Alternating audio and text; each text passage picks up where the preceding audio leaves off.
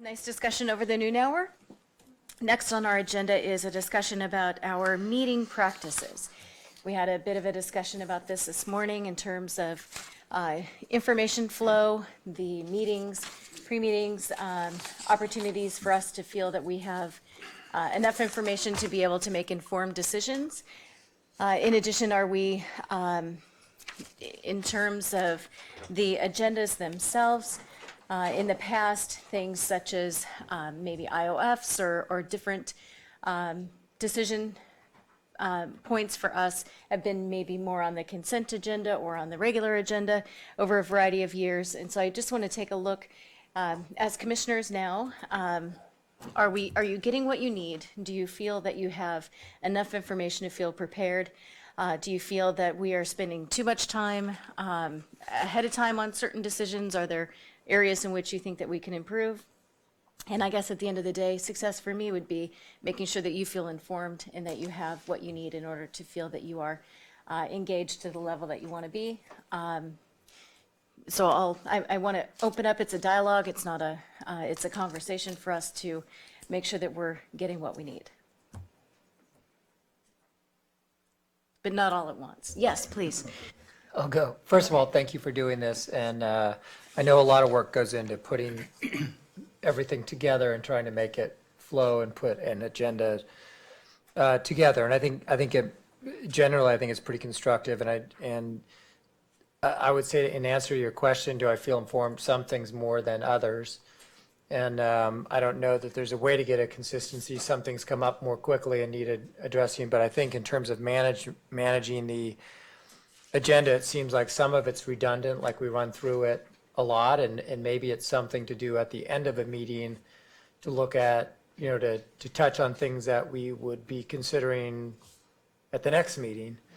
And I don't think we need to go through the agenda multiple times. And I think we want to make sure that in the desire to be accountable and transparent, that we're not having discussions about the agenda that are really substantive debate that should take place here in the commission. And I think, that it's just a distinction, and maybe it's more of an operating procedure than a structural change. But I think we need to be sensitive to the fact that being informed about what we're going to discuss on the agenda shouldn't be a substitute for public debate and discourse and discussion on those matters in the desire to be transparent. So that would just, and an observation and a stuff, that we can go through this too many times and answer all our questions, and by the time we get to our formal meetings, we don't really have much to talk about. And so I just want to make sure that we're not doing that and undermining our intent to be transparent and have true public discussion and debate and deliberation on the issues. Thank you, and I appreciate you raising that. You'll note that we have shortened our pre-meeting where we had gone over the agenda, and part of that is to try to encapsulate that conversation so that it truly is that we're going over the agenda, not necessarily just in case we need more information, and especially if there's a consent item that we're going to be taking off consent and brought to the full meeting, that we have the staff available and that we have folks that are in the room and able to answer those questions. We could further refine that, I think, too, in terms of our discussion points, but I think we had some recognition of, wow, that was a conversation that we really should have had downstairs. And so in shortening those times, I think it allows us less time to have that happen. Yeah. And I think Commissioner Brown put together some thoughts on paper, and I think that was helpful. And I know Commissioner Simpson and myself have discussed this in prior occasions. I think there are, I think, tweaks versus wholesale upheaval, and I think, with the management review completed and done, I think we're able to separate those things which are statutory in nature and require a change in law, and to try to separate out those things that are operational and that we have the authority and ability to change ourselves as a structural matter and whatnot. And I think to make sure that we are carrying out our statutory obligation, which is truly setting the policy and exercising our oversight obligation of the department. And those fundamental statutory obligations, I think if our structure and format is allowing us to fully do that, I think it's that's success, and I think that's what we're doing. And I think there was some question with legislators on whether or not we were getting there. But I think over the course of the last year, we have made some changes. We've made a lot of progress toward that. I think the results of the management review kind of puts to rest some issues they were hoping to look at. And if there are others, I think we need to figure out what are the things that we need to do. But to your question, I think there are operational tweaks. To me, it seems like some stuff we can make a decision on quickly and we don't need to go as deep as we sometimes do. But I can't say that applies universally, right? It's a subject by subject, case by case thing, and some of them are very kind of simple and easy to understand, and we don't need exhaustive information. It seems like we spend more time. Other ones, it feels like they're more complex, and sometimes we have in the consent calendar items that are big changes, changing, something more significant that we just roll into the consent calendar. And I think Commissioner Brown and others have been sensitive to kind of saying we should pull this out. And I think that's a good thing for us to do, to force a little deeper discussion on something that may be consequential in terms of what it means. But all in all, that's a lot of framing around, I think tweaks. Okay. And I think just you're willing to embrace changes in real time and along the way as we go is constructive and helpful to this being an efficient commission meeting. I don't feel like we have to just fill up 5 hours of time just for the sake of filling up 5 hours of time. And I think there's plenty of things to talk about, but some items we can move quickly and others take more time. Great. Well, and I want the policies to actually be where we start, and then the process below is, in order for us, we set the vision and then it turns into the operationalizing. So our agenda should be more around the policy and the structure of where we should be asserting our authority. And then we should be able to have some of those other pieces that flow from there. So I think if we are informing the ways in which we want things to change, the IAMPs in terms of being on the consent agenda or being on the regular agenda, if we're going through each one in their interchange area, those are things that we should be setting a policy and being able to state, here's what we want to have happen, and then that is what is operationalized. I think right now it feels a little bit clunky. IOFs, we used to have more on the consent agenda, and now we're pulling those forward. There's just finding that sweet spot of this commission versus commissions that we've had in the past. I want to make sure that I'm honoring that, but also that we're not spending too much time in specific items versus the policy of it. Yep. I would just say in general, you're just way too nice and we need to get that fixed. Okay. All right. That's why we're having this conversation, and we won't be having it for many more times. Please, Commissioner. So, and I realize I'm asking for a lot of information. I've asked it from staff.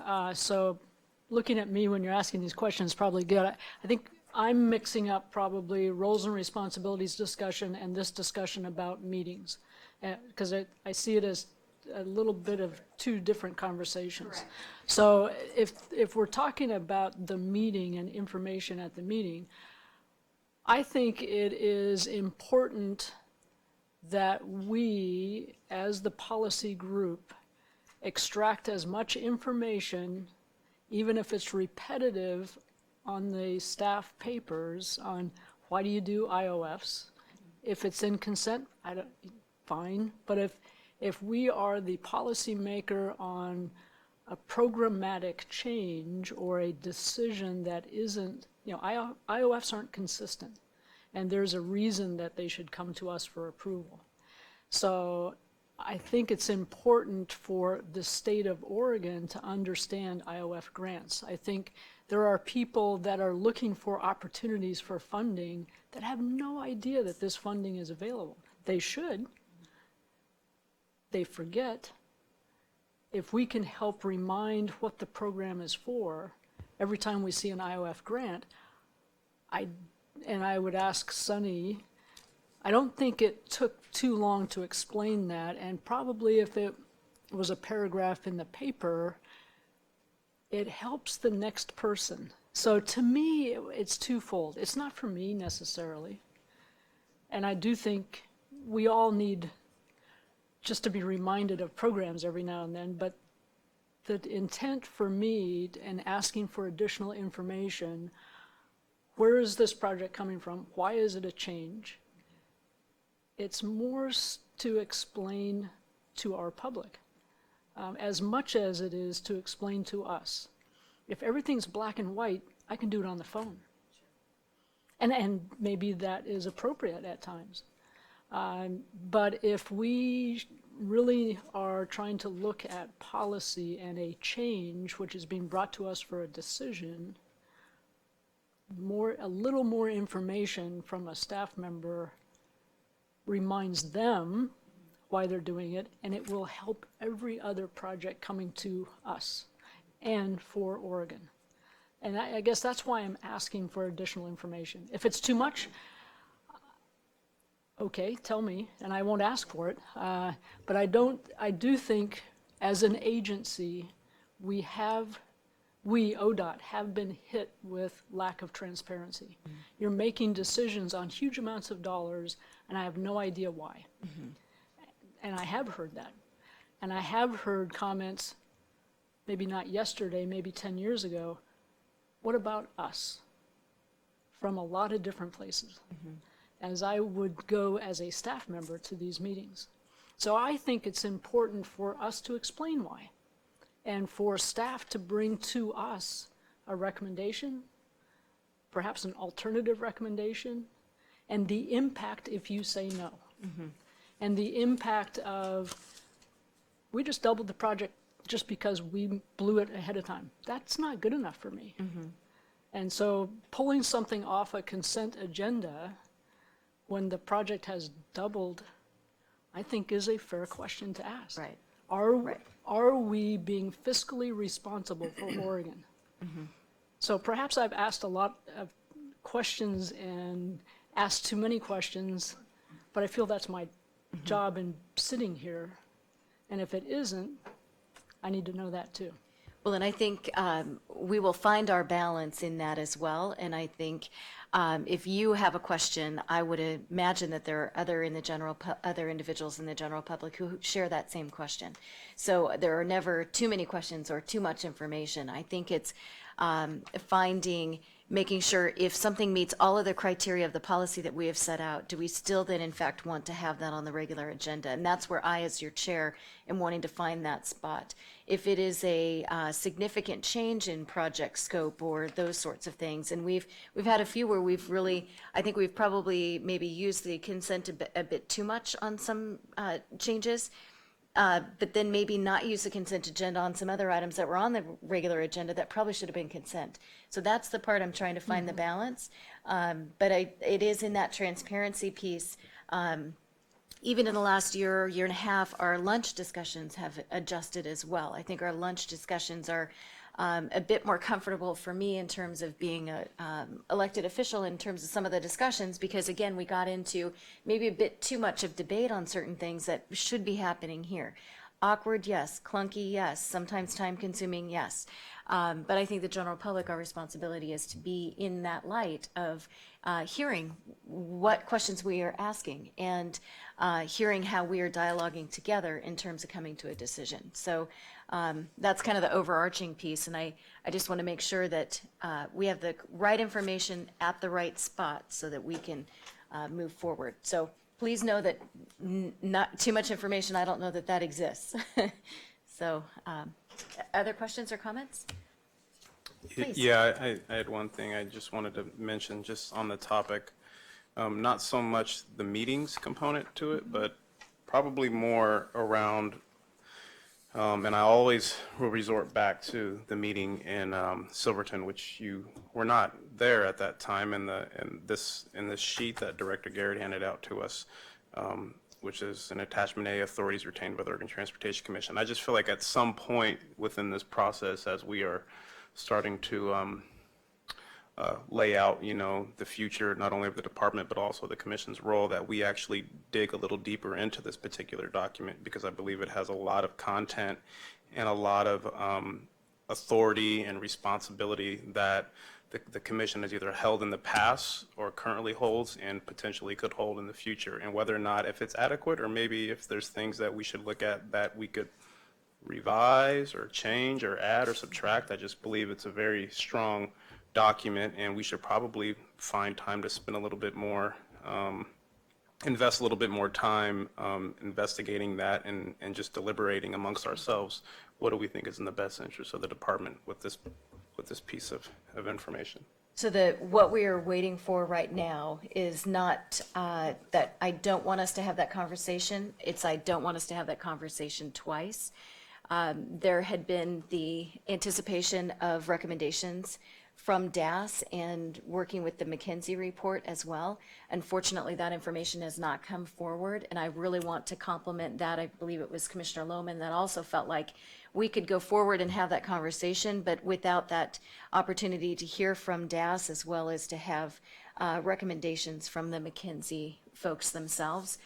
So we are in I'll call it a holding pattern, just how long we stay in that. It's my understanding that that's forthcoming.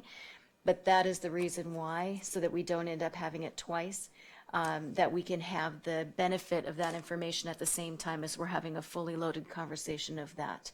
And if we need to clear an agenda so that that is the only thing that we talk about, happy to do that, but that's what we're waiting on right now, is so that we have it aligned.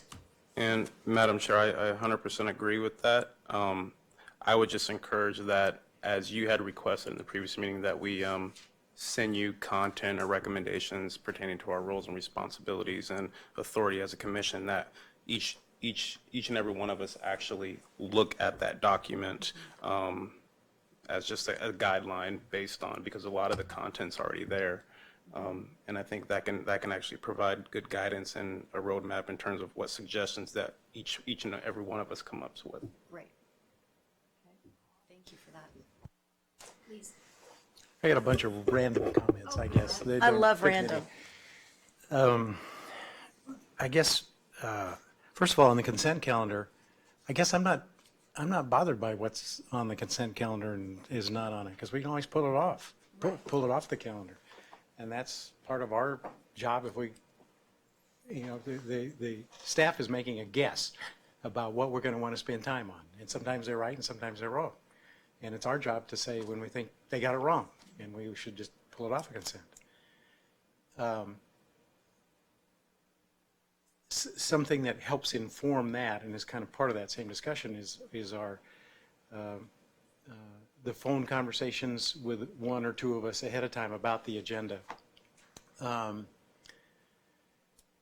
Sometimes I feel like those go on too long.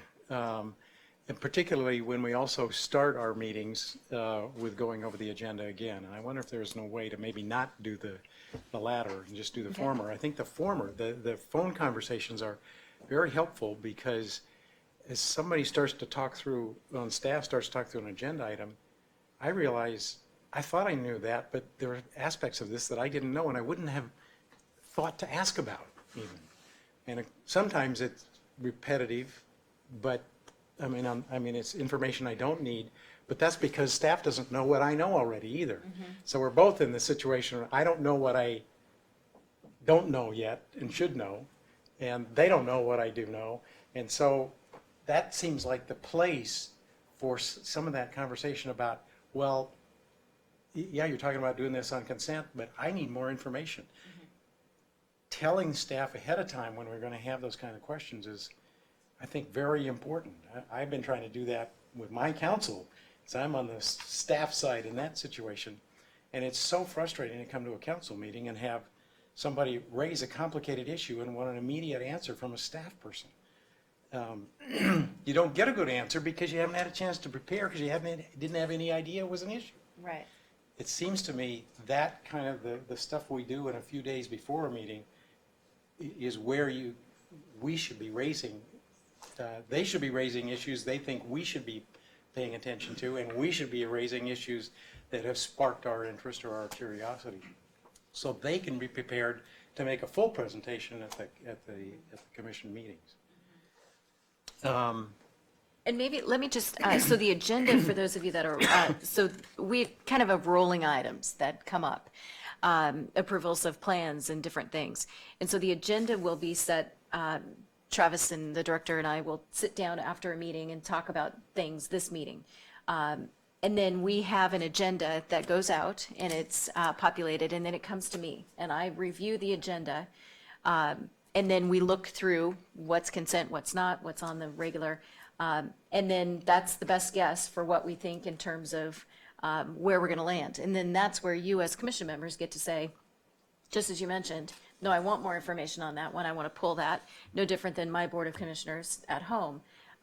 Completely fine and always welcome. But if we know that ahead of the agenda, then we would make sure that we have the appropriate person to be able to make the answer so that we can actually approve or not. Right. So that's how the agenda setting happens as we go forward. And just so folks know that it isn't just a staff agenda that comes to us and we just hope for the best. There's a lot of behind the scenes that goes on and adjustments and timing also of particular items. So please continue. It seems to me, in the time that I've been on the commission, that we are spending more time in our commission meetings on informational items and kind of less on, I'm not sure I'd call it policy, but at least what I'd call substance or meaty stuff. Now, some of that I think is understandable in the sense that you got to have background before you can delve into policy discussions, really. And I think staff is, in many cases, is just trying to bring us up to speed so that we're able, when we're facing a decision, to have enough background to make a semi-intelligent conclusion. If I can piggyback, we also have had a number of new members.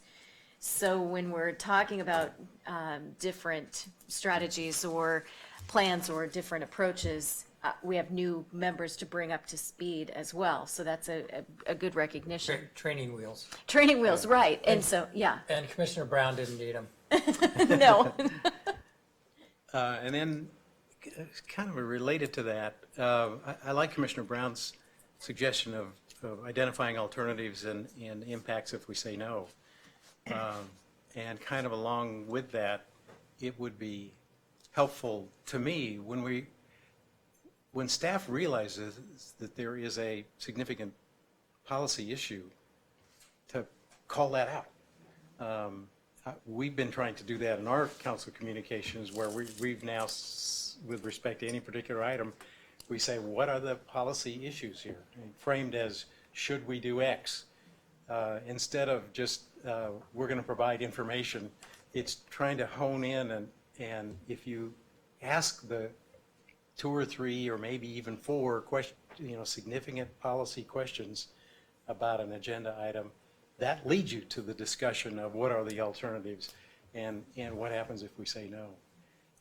I will say, though, that's very staff intensive to actually think through what are the real questions stated in a fair way, not trying to sort of prejudge what the answer ought to be. That takes a lot of thought. But I think for a number of our agenda items, that would be helpful. At least I think so. Okay, great. I wanted to talk about one more thing real quick, because I understand, and I don't know what it's like because I'm not a public employee, but I could only imagine how the frustration, what it could be like when you're trying to talk to your counselor and they throw you a curveball question. But I also think it keeps things human, and it keeps things honest for a public process, for staff not to be prepared for every single question that we're going to have, because that's what creates the dialogue, and that's what creates the challenge for the staff to become more innovative and more forward-thinking, as opposed to just doing things in a standard, orderly fashion. But furthermore, I think it enables us and provides that opportunity for us to define the criteria and the value set in which we're aspiring to achieve as commissioners for the department. And then from there, staff will know specifically based on what our individual values are, our collective values are, what things based on where we're at would be more feasible in terms of their recommendations. If Commissioner O'Halloran wants to have the most 21st century sustainable aggregate to put down on roads, well, then they should be prepared that he may ask that question if they're talking about putting in some modernization or doing some repairs on a street. Just something of that nature. I'm just saying we should embrace the fact that in a public process, we should have deliberations and conversations that are not going to be so smoothly thought out. But we should also be having conversations that are going to challenge staff to do things differently and innovatively. And I think that's the beauty in having a public process, because we are accountable to the public, and these are public dollars, and we should be trying to get the highest return on investment of those public dollars as we possibly can. Thank you for that. I want us to have the culture of the interaction of being able to question. I don't see it as a, and if we have to postpone a decision because we don't have the information, but if it's already on the agenda, I want to make sure that we can get to an answer. And that's where being able to say ahead of the meeting, we're going to be pulling this item, and if we can get someone who's here to be able to answer that, that's why I'm fine if it ends up not being at the pre-meeting as well. And if we do away with pre-meetings, that's a question I'm going to ask you. Do you want to keep those meetings because it's your time and making sure that you are prepared? It isn't for staff. If that's valuable, it doesn't need to be at that point that you make that decision. Just the day of the meeting, I'd like to know ahead of time so we can know what to prepare for that particular meeting.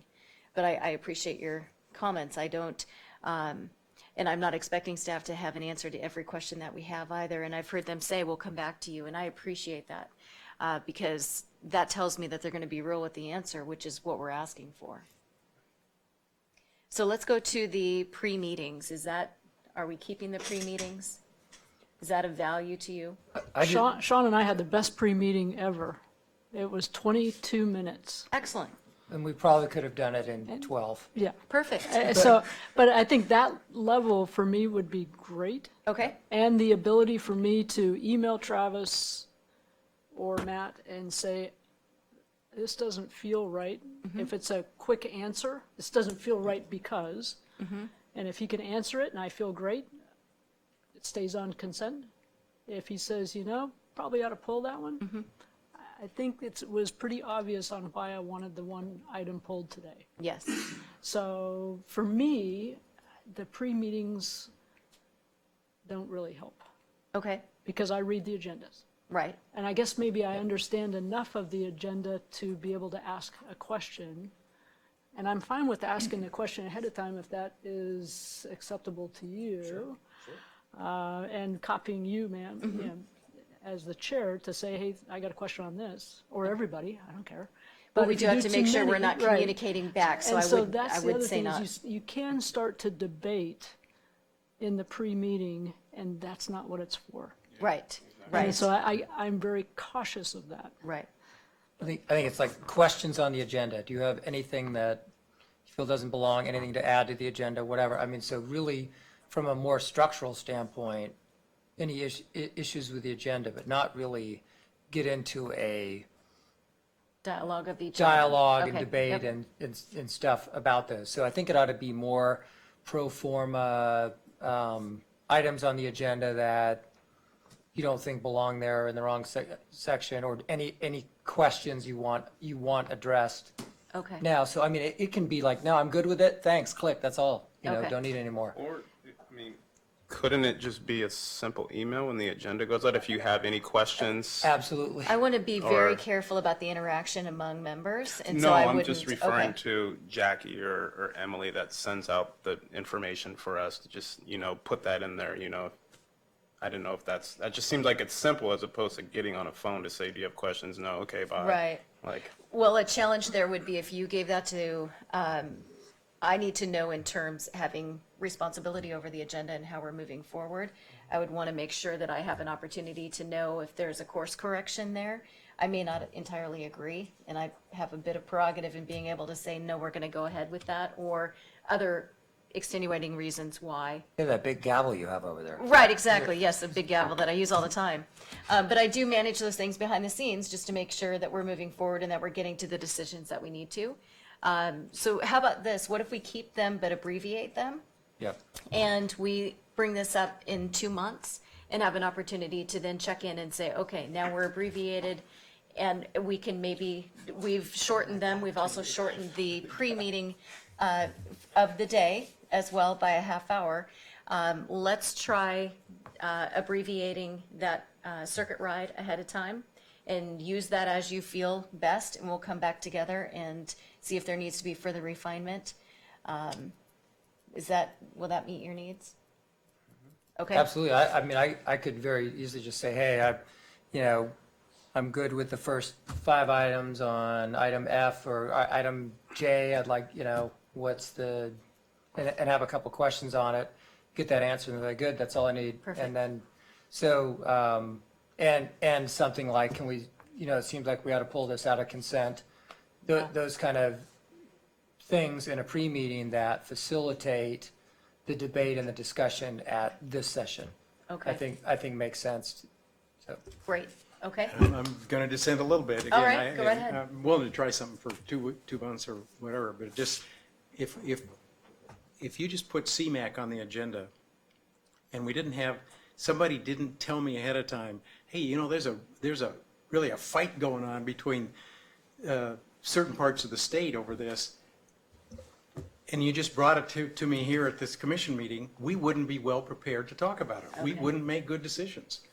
And that's what I mean when I say there's some things I don't know that I don't know. Right. And Well, it's gotta once in a have while, I context, need though. somebody Yeah. to tell me, hey, this is an issue.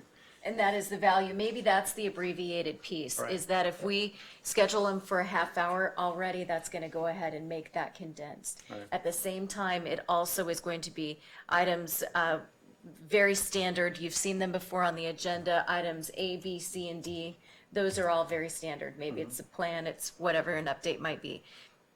We have CMAQ on the agenda, and that is going to be, please be sure to look into XYZ, whatever the other extenuating circumstances of that particular item, so that you are informed to look even deeper. Because you may not know some of the political things that are happening behind the scenes, or some of the sensitivities as well to be prepared for. Yes. And I guess to your point, Commissioner Lohman and Chair Boehne, I would want that in the staff report. I look at ODOT staff, they're all bright individuals. They understand some of the nuances. There's a debate, there are concerns, there are differences of opinion amongst the state on CMAQ.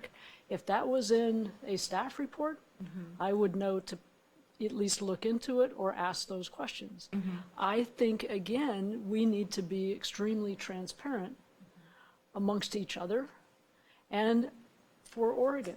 I don't think it's right for us to know that there's political debate and not somehow express that in a staff report. Because if we're doing smoke and mirrors and we're just up here saying, yep, good to go, I don't want to be a part of that. Right, and So I certainly hope that's uh, not what we have. But I do think our staff, and I look at this, when you look at our role as policymakers and our staff, your staff, our staff, these are very intelligent, very capable people that, yes, the first couple staff reports, it's going to take a little bit more time. And then as a staff member and a prior staff member myself, thank you for allowing me to express the whole story and not dance around something. And I think that would be the case. I don't know. I'd have to ask these people sitting in front of us and say, okay, what do you think? And I see some smiles. So, I mean, it's good and bad because you're scared to death to write what you know until you're asked. And I think we owe it to the staff to ask and we owe it to ourselves to discuss for Oregon. Yes. It's not about us. It's about the people of Oregon and spending money wisely and making sure that we set policy that the staff can follow clearly without just going through a motion. Well, and I I want to think- honor that with why we're having the discussion, but I also want to make sure that you as an individual commission member have what you need. And so you may want to read that and you may want to hear it. And so somewhere in the middle, there is the opportunity for us to strengthen where we are today. So let's go ahead and keep with both for now, but abbreviated, so that we have an opportunity to make sure that both sides of that coin are honored. So, Madam Chair, I Please. think as long as, I mean, it seems to me like, one, we have the format and the forum to ask questions, to get the information we need to walk into these meetings informed and up to speed, and to know the politics of it and ask the questions. And I think to Commissioner Lohman's point that the prerogative is there to dig deeper if you so desire. So that's there. I mean, we don't need to automatically go into detail ad nauseum on every single issue, but I think you're allowing a forum to ask questions when you have questions. And I think that's key, and to get the information so that we walk into these meetings prepared to have public deliberation and to be transparent on how we want to move forward. I think in the long run, it's going to be easier on the ODOT staff. They're not going to have to, assemble teams of people to do individual calls. And I think ultimately it's going to streamline it to put energy into other areas. But I think we have the opportunity to debate or to discuss, to get the information we need. And I think it's good. I think we can just narrow it down a bit. Great. And I agree, we've refined as the years that I've been here, and I think we're getting to that spot that feels comfortable. And having my goal is our agendas, again, with the policy actually then where we should be spending our agenda time, and really making sure that that's where we're playing to our strengths. So, other thoughts? Just a couple. One is just about time, my own and staff. I mean, I want to read all the agendas every time. I try very hard to do that. If what is going to come out of these discussions is we have to end up spending even more time, it's going to be a challenge. Yeah. And staff time has to be taken into account too. I know when I prepare an agenda item for my council, it never takes less than a couple of hours. And frequently much longer than that, because I got to word it carefully, because it's going out to the public, and I have to think through every little way it might be interpreted, and I have to turn those in way ahead of time. And frequently, it's after that That that more the information- issues come up. Yeah, it's true. And It's very true. so that's a factor that we need to take into account. And there's one of the things that I think might be helpful for some of this material is just links to previous agenda item, embedded into the agenda item. For instance, a discussion. We've got a good description of what the IOF is for and what the various A, B, and C types are. And if that were included, just a link on that agenda item, then anybody who wanted to go back and get that full background and context could be able to do that, whether it's us or members of the public. I think that might be a fairly easy way to provide some of the background if somebody wants to dig in deeper, and even to past minutes of past commission meeting where a particular item has been discussed already. I like that a lot. That makes great sense. Okay, other thoughts? Okay. All right. So more to come in terms of the policies and the 6 pages of authorities that we hold currently. But thank you for the open dialogue and the discussion about what it is that we have as our operations for the meetings. So we will move on now to the consent agenda, and let's move item 16 up. And if there are no other changes to the consent, I would welcome a motion to the full consent, and we'll take item 16 separate. Director Garrett, do we have anything, any other adjustments? Madam Chair, I know of no other 1 through 15, no concerns or conflicts, so I would ask for approval, consent items 1 through 15. Okay, great. Madam Chair, make motion to approve the consent agenda items 1 through 15. Okay, further discussion? All those in favor? Aye. Okay, motion Aye. motion carries. Item 16. So, Mr. Mather? This is approval to amend the 15-18 STIP. Please. Thank you, Madam Chair. Let me just start with Paul Mather, Highway Division Administrator. Just start with a explanation of each of these. First, by just setting some context, maybe as you remember, our STIP process, and Commissioner Brown, thinking about just the recent discussion you just had, I think this is valuable pieces, and just thinking through how we would put something like this into one of our letters. But part of the background is our STIP process.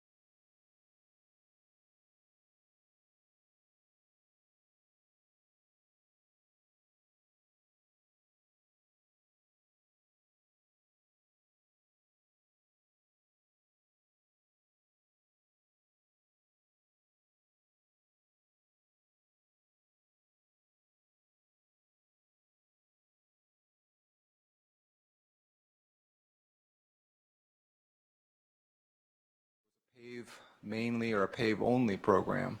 Well, since that time, we've got a different ruling out of Federal Highway Administration saying, oh, those projects do trigger ADA. And we've had a lawsuit since then, which has completely changed the characteristic of this project. It now has 42 ramps that we have to put in, or required to put in. Those 42 ramps take a significant amount of engineering that was not anticipated. We had very, very low engineering on this. Typically our projects, and you can kind of get a gauge when you look at these, our typical projects are in the 15% range for PE, sometimes as high as 20%.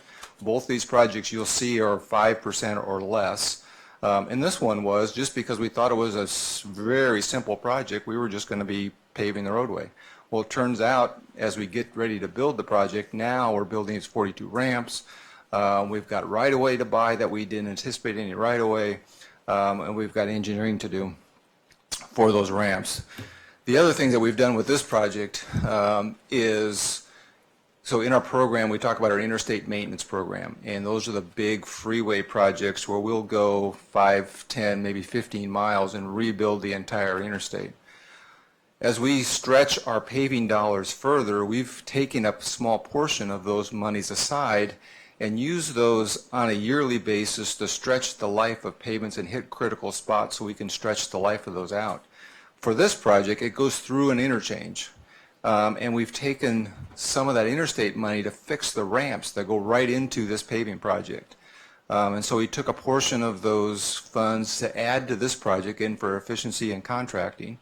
Once we got into that, design of that, we realized the rutting and so forth, we required more than just the surface. It was the base needed to be dealt with, so those costs went in. So when you add all those things together, you see the numbers, and I appreciate the eye-popping numbers of the PE cost and the construction costs of this particular project. But those are the you know, the details that go in. So just in brief, the original PE in this project was $56,000 on a $1 million project. When you add the PE request for the ADA ramps, which was $227,000, the freeway ramp paving PE, which is $36,000, plus the $29,000 for the additional depth, we're up to just short of $350,000 on now is a $2.5 million project. So again, when you look at the overall PE percentages, now that becomes kind of a normal PE range that we're in. It's not the abnormally low that we thought it was prior to that when you add those other costs. And then we have the additional right-of-way costs for those ADA ramps. So I guess just back to my original point, it's a project that was scoped, 5-6 years ago that we're now getting ready to put the finishing touches on and go out with construction. So that's a brief explanation of the first one. I'll maybe just take them one at a time. Please. So, Paul, if that had been in the staff report, and you explained the timeframes, and you explained the additional requirements that are now in front of you, and why that was added, then it probably would have stayed on consent. I guess what I'm asking for you and staff is to give me the full background. And by doing so, then I feel confident that you have looked at, staff, have looked at it, and you understand the reasons behind scope changes, costs for scope changes, and then the public understands that. Rather than saying, ODOT doesn't know what they're doing, look, they just arbitrarily double the cost of construction, or in this case, quadrupled the cost of engineering, or more than that. I want to add legitimacy to your process, to staff's process, so that when I'm asked on the street, does ODOT know what they're doing? I can easily say, absolutely. Look at what they put into the work and what has changed over the last 4 or 5 years in the STIP process. And I understand exactly what you're saying, and it would have been pretty easy to not pull this off consent. Now, whether or not it should be, because again, doubling things, I think it's probably prudent for us to talk about that as a policy, because I don't want ODOT to have a policy of doubling costs all the time. Right. I mean, and you don't either. And like you said before, and we've talked about, I don't ever get to see the good things when bids come in under, or your engineering comes in under, and all the success stories. We only see the negative, and this isn't a negative, this is reality. But all I see is reality in growth, not reality in things coming in under budget and success. And I'd like to see the successes too. So that's all. I'm not trying to pick on you. I'm not trying to pick on ODOT staff. Right. I want us to be fully committed to fiscal responsibilities. So in terms of the conversation that we had of information, so when I look at the background, and again, this is a perfect example for us to try to figure out where's the sweet spot of information. So when I read the requirement to build accessible curb ramps under ODOT's ADA settlement agreement has significantly increased the project cost. The settlement agreement had not been signed when the project was originally scoped. So Commissioner Brown, that to me led the numbers then made sense. So would you like us to take the numbers then and put them, what more, what was maybe missing in terms of background for the reasons to help that make sense? Would it have made more sense to put the numbers in with that part so that it was more clear, or how do we reconcile? Exactly what you said verbally. We scoped this in 2000 whatever. Yeah. When we scoped that, we didn't have these requirements. I don't know what a settlement agreement is. Okay, And now, do I? I might. It's Does okay, the yeah. public? sure. No. Okay, So, and as we've talked about too, this isn't for me. Right. Honestly. Yeah. It's not for me. It's for me to have ODOT come across as totally understanding the scope and role of their fiscal responsibilities. Okay, And I did not see that Right. in the staff report. okay. Right, and believe me, I totally get this. I think part of the struggle and the learning curve that we're going to be on as staff, we see this as a continuing conversation with the commission. Right. So we've had settlement agreement conversations numerous times with you. New member comes on, or even as the public sees, your point is they don't know, but we see this as an ongoing conversation. I like the thought of maybe putting links in and those kind of things to reference previous ADA agenda items, settlements. because it gets really Yeah. tedious when you have the same conversation in every letter over and over and over again, so they can stand on their own. So anyway, we'll be on that learning curve as staff to find that spot you want us to be in. Because I think in the past, we've leaned on the continuing conversation with you and the dialogue with you, and not being conscious of each end agenda item or presentation needs to stand more on its own for someone that comes in just for that item. That'll be a kind of a shift for us in our thinking and how we put stuff together. But I love the link idea, because Yeah. when we put in ADA settlement, that's bolded, you click on it, you're Yeah. looking, I Yeah. mean, now you're back to the information. You're not having to add any more Right. to your particular staff report. So this is a very healthy conversation, Yep. trying to reconcile where we want to land with not too much we have the appropriate amount of information where we're not losing people at the same time. Right. So do we feel on this particular item, so thank you for that. I think this is really helpful. Do we Can I- have? can I- let me Oh, go on to the please. ne- Yep. next project, and Sure, then you go can right, take yep. them Go in to one? 82, yep. So on the next. Or 86, rather. Yeah, so the next project, Highway 86, this is the highway that goes out to Enterprise, a project that we'd actually started during the ARA program. So boy, that was probably close to 10 years ago, probably 8 years ago. We did some work on this one, never got it to construction. Funding wasn't available. Funding became available. We were thinking, again, this was dust off the plans, relatively low PE effort, and we're going to be good to go with this project. A stream in the area that only has water in it a few days out of the year. Turns out that it is, I'm using the right term here from the Corps of Engineers, a jurisdictional waterway. And the jurisdictional waterway that does not fit into our program permitting process, so we have to go for a standalone permit for that. Added considerable amount of time to our efforts, as well as the cost to do that analysis, and then the cost to do the mitigation. So again, one that we thought was like a 4.5% PE cost, now is in the range of 15%. Again, puts it in the middle of the range of a typical project, but going in, it wasn't what we thought was a typical project. We thought it was a dust off the plans, and we were good to go project. And it turned out, again, something had changed on us at the end of the project. So same comments, I think, as before. I hear your concerns. So the mitigation costs that you had not been able to anticipate fall into the preliminary engineering category?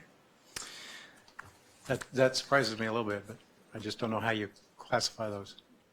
There was right-of-way costs that fit into the mitigation of $4,000, and then there was $200,000 for additional environmental mitigation, and that's in the PE, and I can't answer that, of why we put that in the PE column.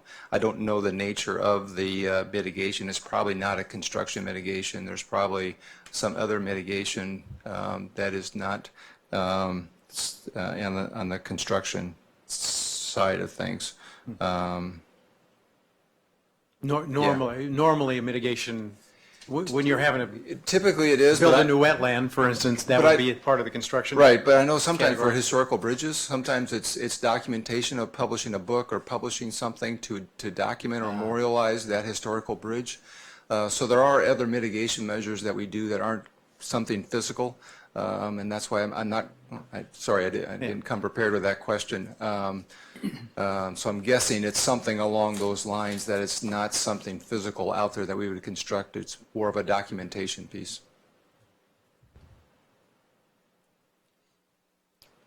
Okay, Okay. great. Any other questions or thoughts? Okay, I would welcome a motion. I think Commissioner Brown, the honor should be yours. Yes. Move approval of consent item number 16. And I want to say that I'm appreciative of the discussion because I think it's helping us refine where we need to be. So any further discussion? All those in favor? Aye. Okay, motion carries. Thank you, Paul. Next item on the agenda, I am going to, hopefully I was going to hand you a note. May I hand you the gavel? I need to head out. Do you mind taking over? Okay, thank you. So please, join us. I need to head over the mountain, and so Commissioner Lohman will be carrying us home. So, thank you. All right. Yes. Mr. Chairman, if I may, while Mr. Squire and Mr. Lauer are sitting, gathering themselves there, I've just learned that Mr. Lauer has submitted papers to retire. You recall, and congratulations, Tom, I think it's outstanding, but I'm going to be a little, I could be a little selfish and rip up the papers, but I don't think that would work. You may recall I had the privilege of giving Tom the Mary Olson Award back at the commission retreat. And at the time, I said, this is a gentleman who is a man of integrity, of intellect. He's got the characteristics and attributes you want of someone who needs to take over the most difficult challenges faced by your organization. And if you look at Tom's history, 30 years with this department, when he was a boots-on-the-ground kind of guy in the regions, he took on and challenged Mother Nature in 1996 dealing with the floods that just wreaked havoc in the Portland metropolitan area and then through the Central Oregon. I mean, we literally cut the state in half with that activity. It was Tom Lauer who was on point. When the West Side Light Rail line, the first line that went from downtown Portland out to Hillsborough, there was a complementary investment with regard to the highways that took decades. Who was on point at the beginning? Tom Lauer, as we complemented the investment in transit and the investment in the highway portfolio to make things just a little bit safer, ease the congestion along that route that leads the Sunset Highway out to Washington County. OTIA 3, significant $1.3 billion statewide investment with bridges. Tom came in mid-game, so to speak, because I needed someone to run through the finish line because we were struggling just a little bit. Relationships had started to fray.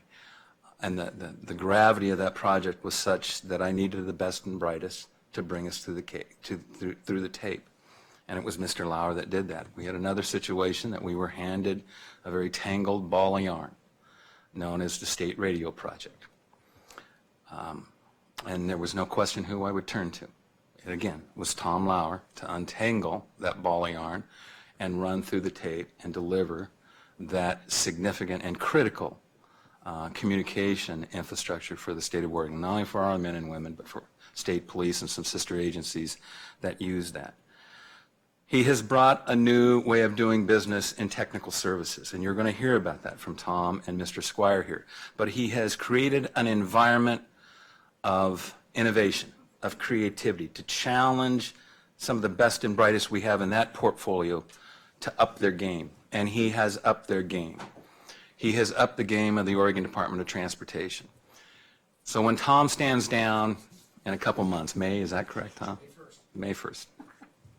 You don't replace a Tom Lauer, and we're going to have a hell of a time finding someone who has those attributes and characteristics. But I just wanted to remind the commission and maybe remind myself how valuable you have been to this agency and to me as director, Tom. So I salute you, congratulations, and as you write the new chapter, just continue to do good things.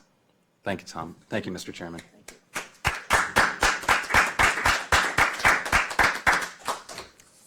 Tom, before you begin, I just want to second that. I came on the commission at the time you were working on the OTIA 3 and was just blown away by the competence that you exude and prove it behind the scenes as well as in public. But I certainly affirm everything that Matt is saying about when you got a tough job, go look for Tom. You've just been a great stabilizer in this agency and a producer of really high quality work. And we're going to have a heck of a time getting along without you. For the record, my name's Tom Lauer, Chief Engineer for our Department of Transportation.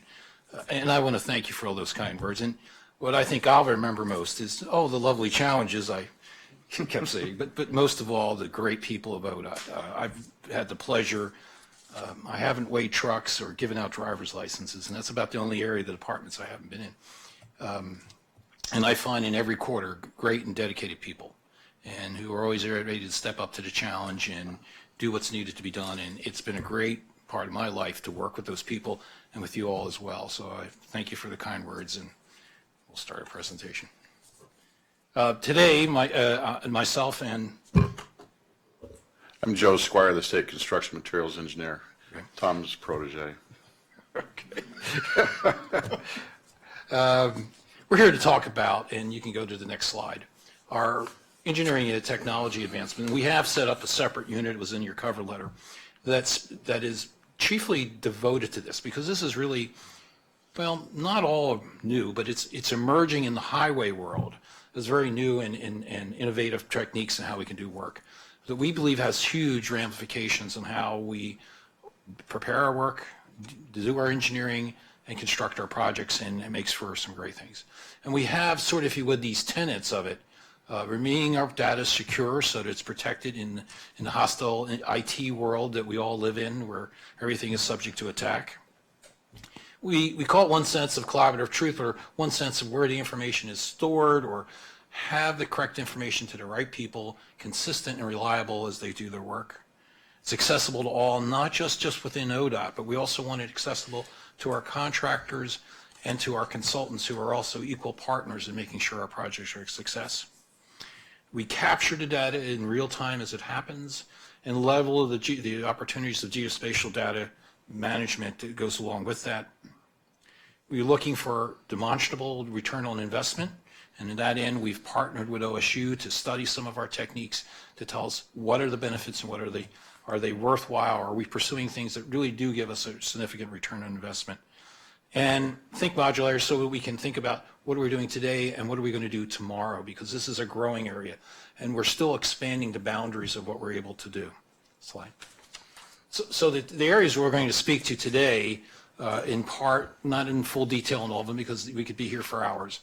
One is our mobile LiDAR, 3D construction, e-construction, what we're doing with our inspectors to enable them on the grade, automatic machine control, and intelligent compaction. Slide.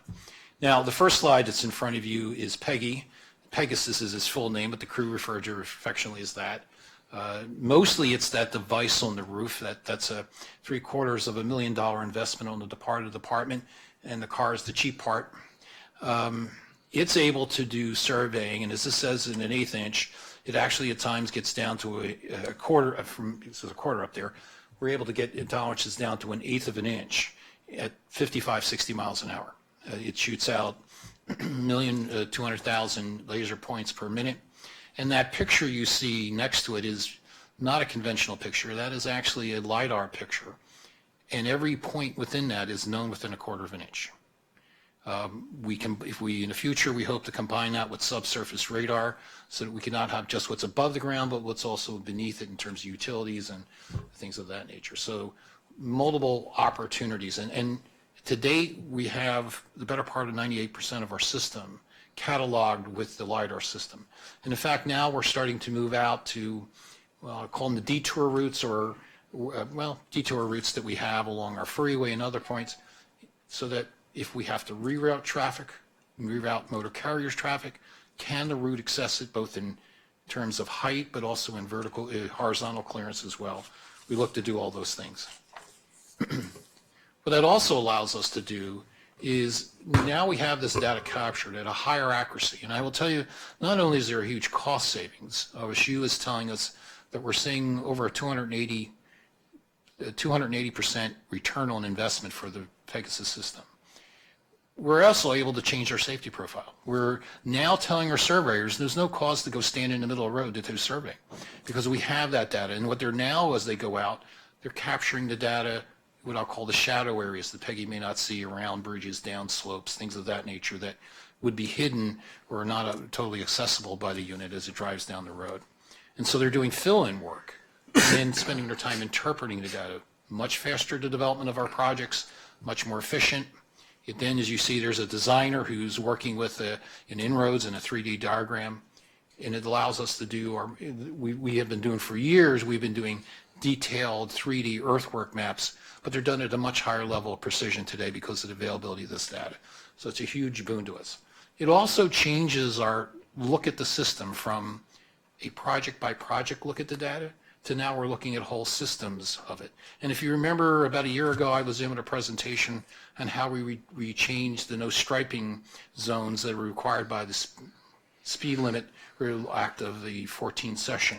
So that we had to up the speeds in Eastern Oregon. And rather than send crews with a stick in the middle of the road to go see if they could see somebody 1,100 feet away, we were able to do it all within the Pegasus data, within the inroads, our design software, and save our striping crew all that risky work and save them over $250,000 in Region 4 alone, just being able to achieve it, and far safer and far more accurate. So it's changing us from looking at a project by project data to a system type aspect. So once again, I'm Joe Squire. Pleasure to be here this afternoon. I'm going to talk about the e-construction component of this a bit, and that's where we get into total paperless systems with our contractors, which would be a huge benefit to both the public, contractors, and all of us involved in how we exchange data. Turnaround times are paramount in all contracting. We know that. When we have a change order and the work's being done, we want to make sure that's signed off on and the quality documents are in place. And so we were challenged by that with our paper systems. In June of 2014, industry actually approached us and said, hey, everybody's using one of these things. Can't we get on board ODOT? And there's certain hurdles we have to overcome, firewalls and security and things of that nature. And in some respects, we're a big ship out in the ocean. It takes sometimes half the ocean, it seems like, to turn it. Or we're not in the plug and play mode like we might be at home because of those security systems. So the challenge was laid out. Director Garrett and Mr. Lauer here challenged me to come up with how can we reduce paperwork. That was the first order of business. We went through every single form line by line we had. We have well over 200 forms that contractors may engage with on various projects. The bottom line is that most of those forms are either related to an environmental regulation, a federal regulation, a state regulation, or quality documents that's necessary for payment. And so we'll maintain that. But we don't need to maintain that in paper. Support for this was enthusiastic throughout the agency as well as industry. They were cheering us on. They were offering us all kinds of solutions, a little faster than we wanted to go, again, because of security issues. But we mapped out of all of our processes out of that. How does industry interact with our paperwork or workflows as they become known? The bottom line there was if it's created on a computer, let's keep it on a computer. And if it's not on a computer, how can we get it on a computer? One of the things we're challenged with is certificate of material origin. We have a big piece of steel out on a project. It's got what's called a heat number on it. Can't we just photograph that, attach it into an electronic document, and fire it off to our inspectors or into our payment system? And that's where we're going. Or truck tickets. Those folks that have waste stations and have to have truck tickets, how do we get those embedded instead of handling thousands of pieces of paper? Business cases were explored, and I can tell you this was explored a bit back in 2008 and again in 2011, and with competing demands, and actually, quite frankly, where the software and hardware were at the time, it was determined not to be as a high priority as certain other electronic or software systems throughout all of ODOT. In October of 14, what really got us launched into the computer age, I'll say, outside of the paper, we had most of our processes mapped, but we engaged with Federal Highways for a Western regional meeting that involved California. They brought Michigan out. It was called Everyday Counts 3. It's an initiative that Federal Highways now has 4 rounds of that.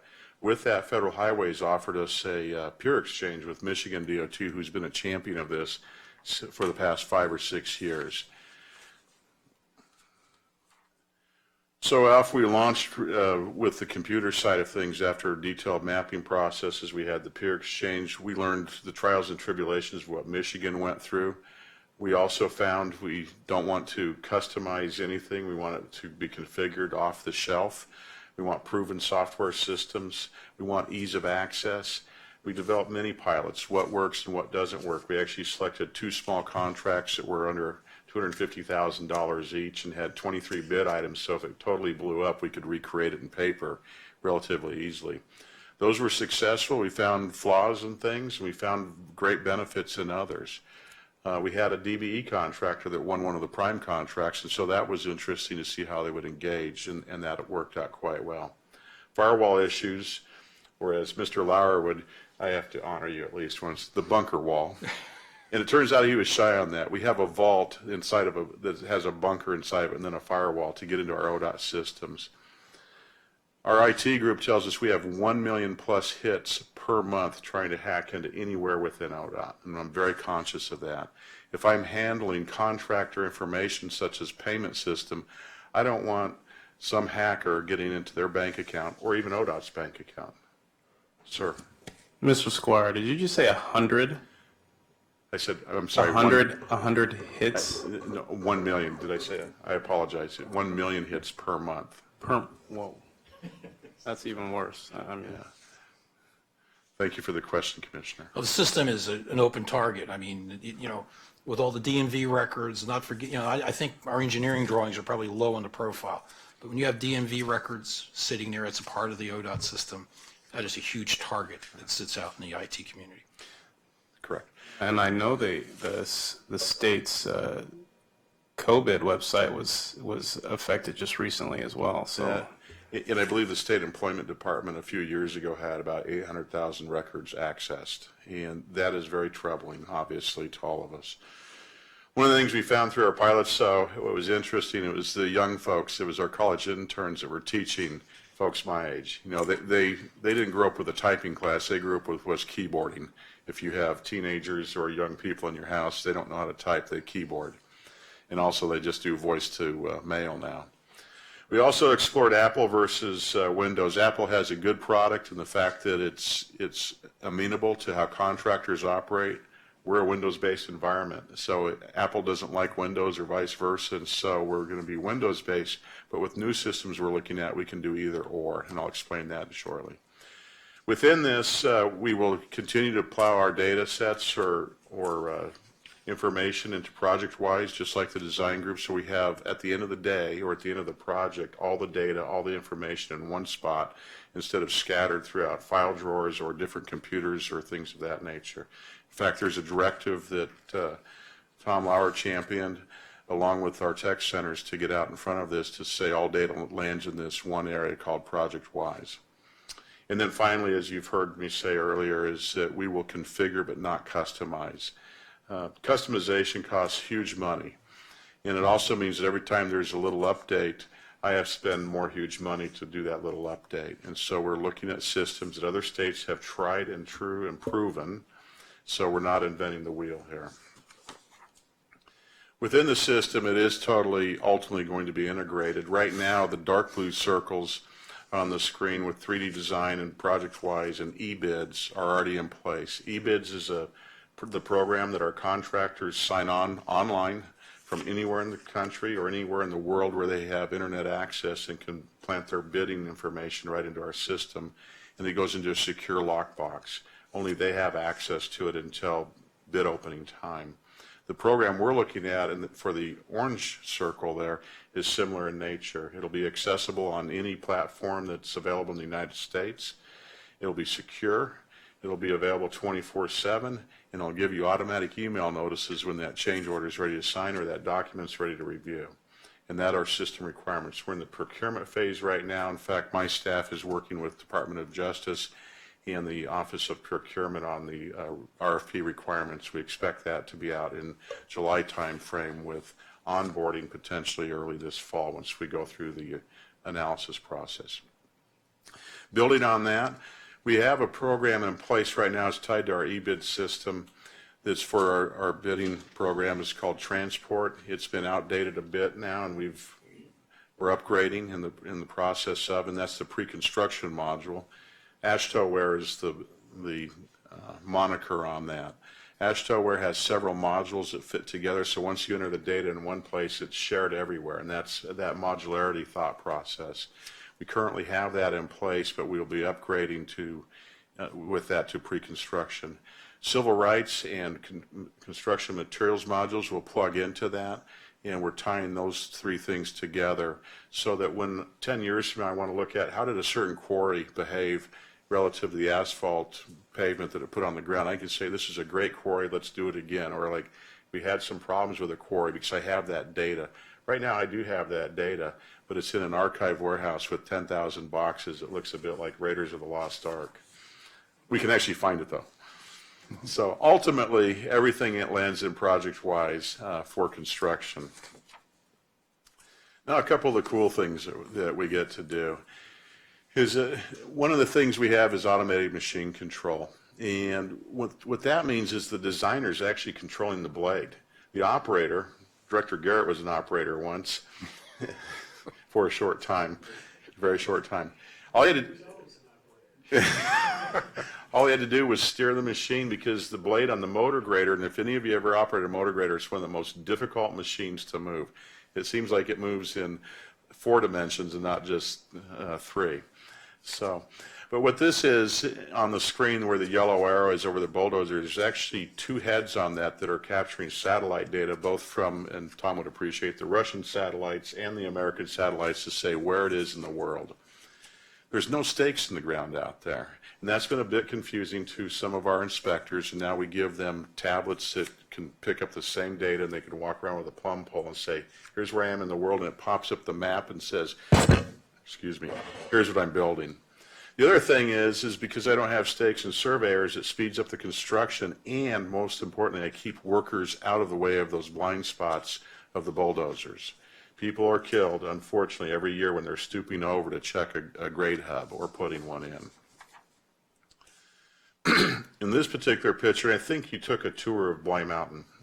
So this is the middle part of the project. This was the year before you went out in one of the cuts there.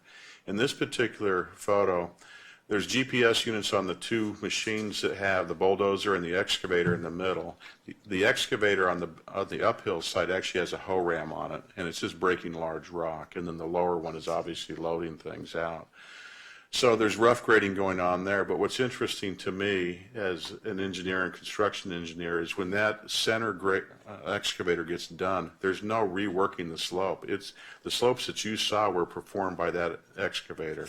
Typically, they're worked and reworked to get that smoothness profile. Not in this case, it's done one time. Go ahead. Talk about your slide then.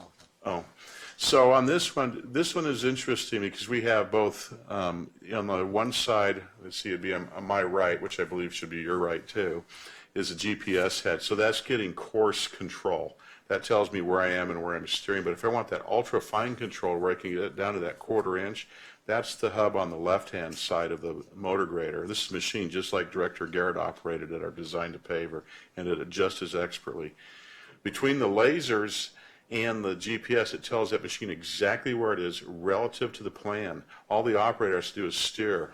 Even if he or she steers in a wobbly path, it'll correct the blade all the time, so you can't tell that they were missteering. So again, no hubs, no survey. It's done, it's safer, and it's quicker. So we've gone to OSU and said, so how good is this stuff? Because if you think about it, we save a lot of money in engineering with some of these tools, but the big money is in construction. And so they've looked at this, and they've done a study. We engaged a civil engineering professor and a business professor, because some of this is about business process, not just pure engineering. And they've got a gaggle of grad students. And they've looked at what we're able to do with 3D design and machine control, and they're reporting about a 200% return on investment, which is phenomenal. Not only that, it impacts and it enhances our ability to do many other things, like prepare graphics and information to work with the public, or to work with elected officials and say, so what are we going to build, other than in a plan set that I might think is particularly meaningful and cool. But if I hand it to the average person, they're going to go, what are you doing here? And give them a wire diagram, and they're going to completely think that you're crazy. But we can actually do 3D renderings and much more detailed stuff to show what this 3D design is capable of doing. But beyond that, I think even more importantly, this is saving us time in construction. Now, that's time is money, and we can always think to those terms, but I like to think of it in other terms. Construction work zones are some maybe four-tenths of the total roadway system that we have out there. I mean, 4/10 is under construction and in a work zone in a given year. But your risk of an accident, risk of a fatality, goes up 500% in a work zone. So the shorter we can make those durations, and not compacting a schedule, but by eliminating and making the work proceed faster, which this equipment allows, we can save injuries and accidents. Now, fortunately, in the last 5 years, we've had 57 fatalities in work zones, as compared to over 2,400 ambulatory injuries. And I'm talking about when we pack people off to the hospital. We routinely have a work zone accident every 19 hours in the state. So if we can bring, why we have that ratio of ambulatory to injuries is, I think, a credit to improved vehicles and improved work zone equipment and signage. But still, that is a lot of carnage on our road. And as we can find ways to make that work zone shorter, get people back to the routine highway, and eliminate that high-risk area, we're doing not just saving money from a business standpoint, but we're really doing a huge service to everybody who motors along our roadways. And I think that's another huge goal that we want to get out of these systems. So, back to you, John. Thank you. So again, Bly Mountain Project, a great example here. And I want to point out the culvert that I've highlighted in the left-hand side there. Within this picture, the machinery that is automated machine guidance or satellite guidance is the bulldozer in the foreground. There's a couple excavators in the background that have machine guidance, in particular the culvert excavator, or the one related to that. It excavates that hole one time. It doesn't over excavate, doesn't under excavate, it's one time and done. And so what that does is that when the contractor shows up at the project, they know that instead of having 10%, 20%, 30% waste because they over excavated the hole and they build that into their bid as risk, they bid it right to the neat line plus maybe 5%. You still will have some spillage or loss or compaction. But keep that culvert in mind, because here's that culvert again at the bottom of that hill. And I believe you drove over this road, and it's about 100-foot elevation difference. Besides that culvert being online in the right spot, as I look at this, I admire that hillside because it's relatively smooth. The lines that you see going relatively vertically, those are bulldozer tracks underlaying the erosion control protection that we put in, so the track actually helps hold seed and water. But to see this hillside with no waves in it, either vertically or horizontally, is phenomenal. I've built a lot of large fills in my background, and this is by far the cleanest one. It's almost like a motor grader went through and bladed the thing off before it came through. And to have it over 100-foot tall like that, again, is just phenomenal. So we also did a project that was interesting. It was milled to a profile, which means it can take out the bumps and the humps, and then it paved to a profile, which means that once I have a really smooth humps and bumps out of the way, then I can pave even smoother. And this is out by LeGrand. This was called the K2 project on I-84. And what this did was, it was approximately, I think, about 8 miles of highway. Over there we have a concrete section adjacent to a paved asphalt pavement section. The concrete section is where the heavier trucks ride, obviously, and there's a lot of wear because of the snow and some chains and whatnot. So that's reinforcement that you see, rebar, in that particular area. When we do that, this particular machine with the arrows over the top of it has laser guidance on it for that very fine motor control. And I know you're dying to know how much motor control it has. I'll show you in a minute. But what you'll also see off onto the side is a total station that's actually shooting a laser back at that machine. It turns out there's 7 lasers along this project. I can tell you in the old days, and that would have been about 10 years ago or less, is there would have been a string line along this thing here that someone would have set out. It'd be a little concrete block with a little piece of angle iron on it and a little screw thing, and someone would walk along and adjust those string lines up and down. And that's the problem. You would drive down the road up and down. And because you just can't get the smoothness except from point to point. This thing is continuously smooth, and it's because the machine is making it smooth all the way. This machine has accuracy down to 0.001 feet. That's 3 sheets of paper. So if you hold those 3 sheets in your hand, that's the fineness of that. It steers itself. So as you're going through a curve, and a curve on the flat is easy. A curve in a super is difficult. And this thing rolls right through that curve. And so you have that fine motor control on this thing. This particular contractor is Central Pavement Corporation. They're actually based out of Boise, Idaho, but they travel all over the Northwest specifically for jobs that are automated machine guidance. In fact, they're building the Antelope to Martin Creek project for us down just north of Roseburg right now. One of the other things, the big benefit of this thing, besides fewer workers, again, without the string lines in there and everything else, you don't have all the folks walking around doing hubs and surveying. And you saw that crew there. I couldn't believe they're actually bowl floating things, because it was actually a pretty easy bowl floating job. Bowl floating is smoothing out that concrete. But I've asked our construction folks that have been here for longer than 10 years, how much concrete would you see on the side of the road, on the margin? It'd be piles of it. And it's because they always put too much in when they're forming that up. And so it's small piles, 1 foot tall shovelfuls, or whole wheelbarrowfuls that we go scrape up afterwards. They didn't have to clean up anything after this. They keep that machine choked full of concrete. And because of the smoothness of everything and the tightness of the forms and the AMG, or automated machine guidance, it just rolls right down the highway. So we get some good environmental benefit from that too, and material usage. A few other things. We've all heard about quality assurance, quality control on pavement, asphalt pavements in particular. We paved 1.7 million tons of pavement in 2016. It was a great year for us. Not our peak. We've hit plus 2 million plus tons 5-10 years ago, and then as we cycle through the program. 81% of that was done at night.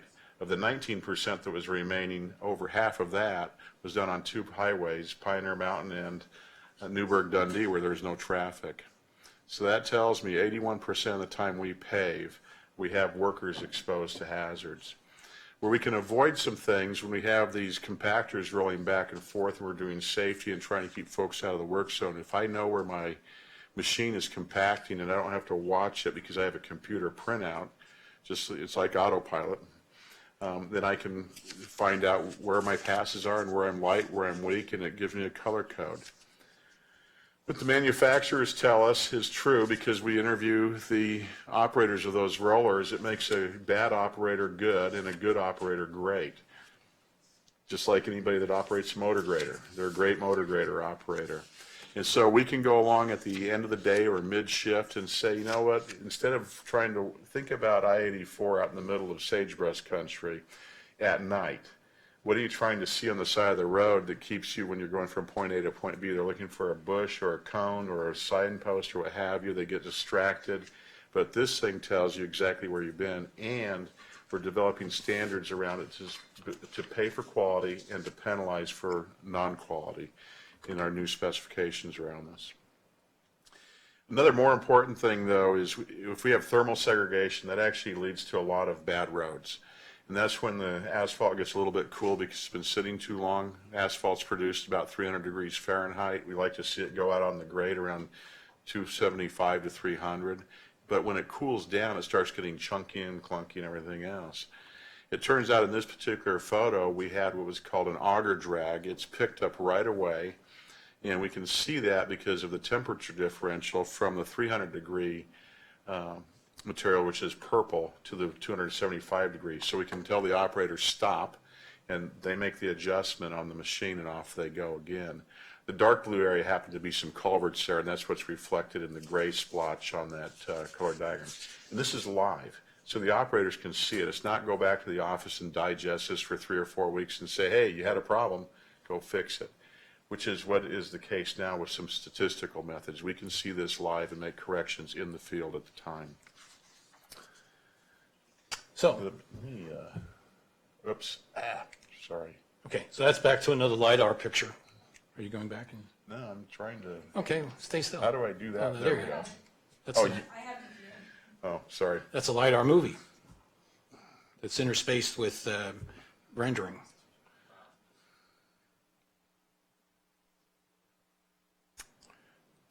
What's interesting to me is you see the tree shadows. The LiDAR doesn't care about tree shadows.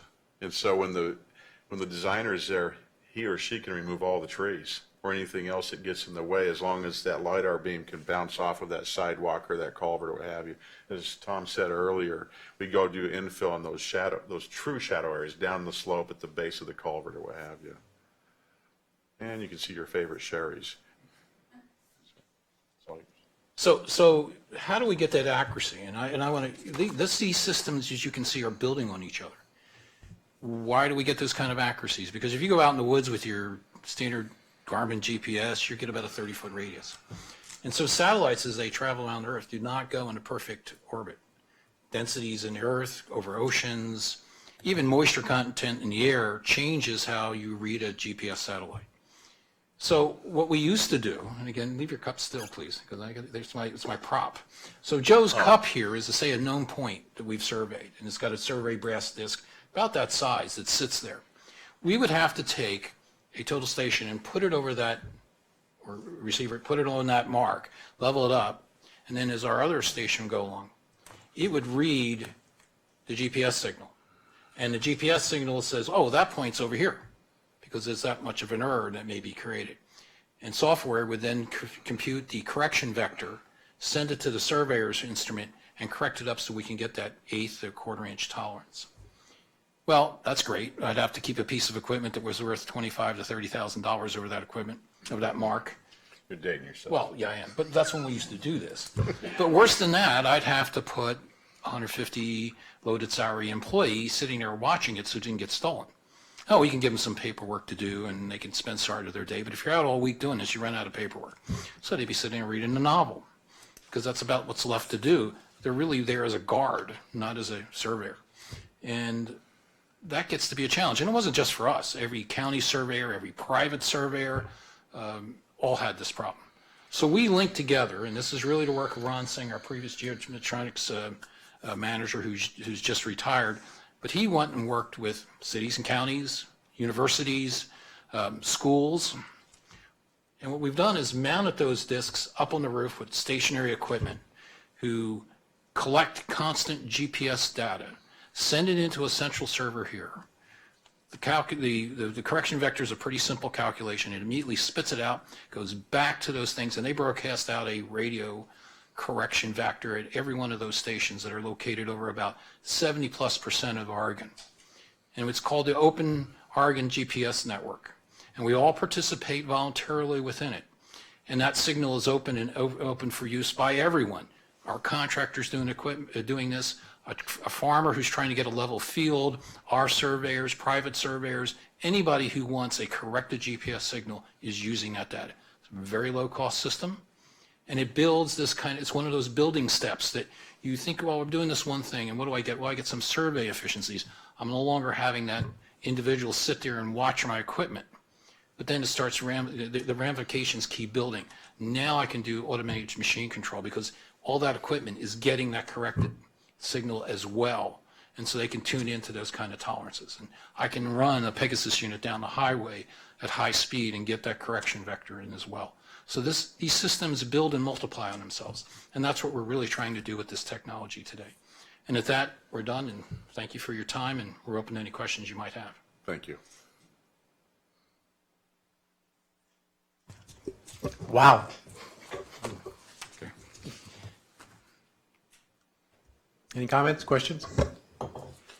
No, personally, obviously, I'm heavily engaged in the construction industry, and I'm just fascinated by the advancement in technology and what, most importantly, is going to not only make projects under budget and under schedule and and more efficient, but obviously saves the taxpayer dollars. So good work, guys, and keep it going. Yeah, it is very cool, and so I got to do what Director Garrett did on military side, because we were showcasing those a few years ago, and it is amazing to watch this. So the next piece I want you to do, though, is start looking at how you can do all of those quick pothole fills automated, because I think that's our next big challenge. So I don't have the guy this morning peeking his head out in the middle of traffic, because their safety aspect of this is Oh, yeah. huge. And it's just amazing, and it's very, very cool. Engineers don't get to explain cool things very often, and it's nice to see the excitement from you guys, and it is very cool. So thank you very much. Well, thank you. I appreciate your time. Thank you very much. Okay, Tom, I don't know if we'll have a chance to see you again before you take off. If not, Godspeed. It's been a pleasure working with all of you, and I wish only the best for the department. Have a good day. With that, I believe we are done. So meeting is adjourned.